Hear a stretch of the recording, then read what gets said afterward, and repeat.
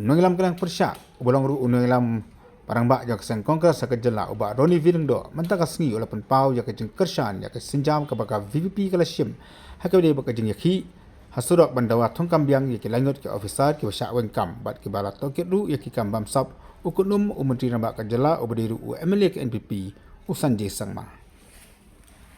I'd like to remind you, the Lokayukta was set up during the Congress MUA government to ensure that there is transparency, there is the rule of law, and ensure that people can air their grievances to the Lokayukta. We implemented, we ensure that we have the Lokayukta. No, what about the protest of the week?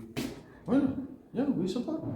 If there's any issue concerning the interests of the state, we will always be with any party or any group that fights for justice. Nyaya, we are talking about justice here.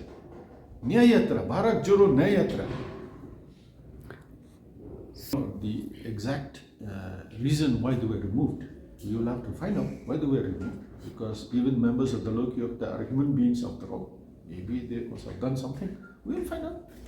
And if there was no reason, if for no reason they were removed, then we will also insist that they be reinstated. But we have to find out.